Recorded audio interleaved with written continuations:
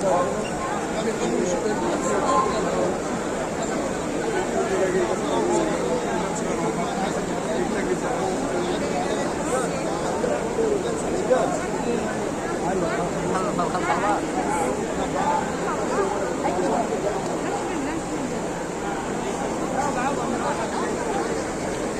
আলাইকুম। আজ 19শে জুন 2024। আমি আছি কাবা চত্বরের ঠিক পূর্ব পার্শ্বে। এদিকটাই বেশ অভিজাত এলাকা। এশার নামাজের জন্য সব আসছে এবং এটা বিদায় তওয়াফের জন্য এত অগণিত লোক এই এলাকা দিয়ে প্রবেশ করতেছে। খুব চমৎকার একটা পরিবেশ, লোকারণ্য।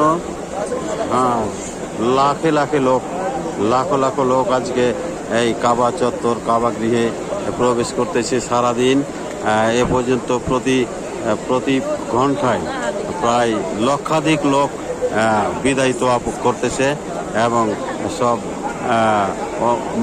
মদিনা পথযাত্রী কিংবা যাদের বাড়ি এই আশেপাশের দেশগুলো, তারা ঠিক বিদায় নিচ্ছে। আমিও আজকে আসর নামাজ বাদ বিদায় তওয়াফ করেছি এবং আগামীকাল সকালেই আমি চলে যাব হলো মদিনায় থাকবো 28 তারিখ পর্যন্ত। 29শে জুন আমার ফ্লাইট, ইনশাল্লাহ হজ শেষে বাংলাদেশ যাব। তো এখানকার পরিবেশটা আমাকে অত্যন্ত ভালো লাগতেছে।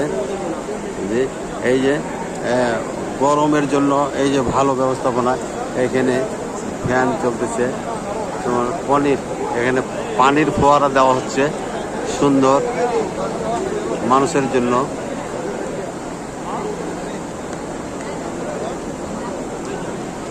এরকম অগণিত ফ্যান দিয়ে পানির বাষ্প বিচ্ছুরিত হচ্ছে।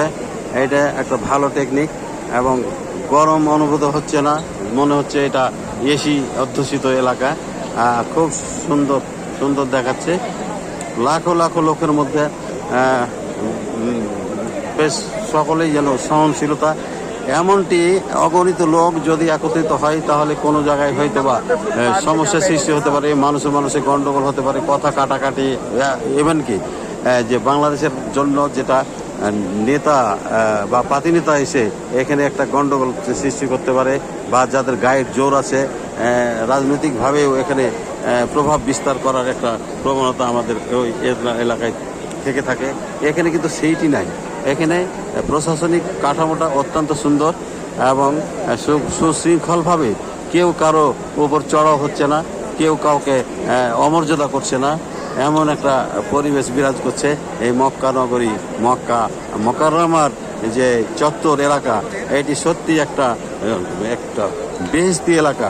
এখানে সত্যি স্বর্গ যেন নেমে এসেছে। আর এখানে অগণিত লোকের মধ্যে পরস্পরের সহমর্মিতা আসছে। বিভিন্ন দেশের প্রায় 20 লক্ষ লোকেরই ওপর এই সমাগম সত্যি একটা মুসলিম উম্মার জন্য ঐক্যের